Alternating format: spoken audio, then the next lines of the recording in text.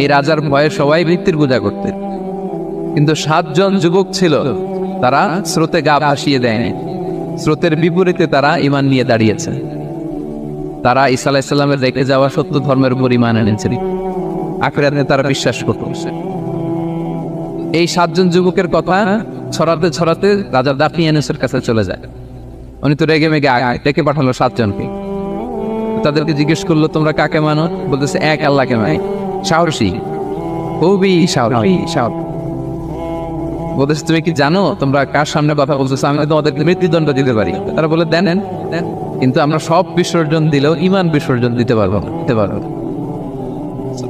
যুবকরা চাইলে একটা সমাজকে পাল্টে দিতে পারে। এই পৃথিবীতে যত বড় বড় বিপ্লব হয়েছে, এগুলো যুবকরাই এনেছে। তারা হচ্ছে সভ্যতা গড়ার কারিগর।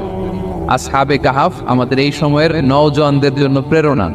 তারা আমাদের জন্য প্রেরণার বাতিঘর। তারা যেমনি ঈমানকে রক্ষা করেছে, আমাদের যুবকরা চাইলেও তাদের ঈমানি চেতনাতে স্পিরিট দিয়ে সমাজটাকে পাল্টে দিতে পারে। কি বলেন? সূরা কাহাফ থেকে কিছু কথা আপনাদের সাথে আজকে শেয়ার করব ইনশাআল্লাহ বিইذنিল্লাহ। সূরা কাহাফের যে লেসন গুলো আছে, দ্য কি লেসন্স ফ্রম সূরা আল কাহাফ বা দ্য প্রাইম লেসন্স ফ্রম সূরা আল কাহাফ, এটা আপনাদের সাথে আমি শেয়ার করব ইনশাআল্লাহ বিইذنিল্লাহ। সূরা কাহাফ এটি মাক্কি সূরা, মক্কায় নাজিল হয়েছে। এটা কোরআনের একেবারে মিডলে অবস্থিত, 15 পারায়, কোরআনের 18 নম্বর সূরা। আপনারা অনেকে দেখে থাকবেন যে সূরা কাহাফের মধ্যে একটা শব্দ আছে, ওয়ালিয়াতালাত্তাফ। যারা কোরআন পড়েছেন দেখে থাকবেন, না দেখলে আজকে বাসায় যে দেখবেন, একটা শব্দ আছে ওয়ালিয়াতালাত্তাফ। দেখবেন কোরআনের মধ্যে এই শব্দটা বোল্ড করা, মোটা কালি দিয়ে লেখা, বোল্ড।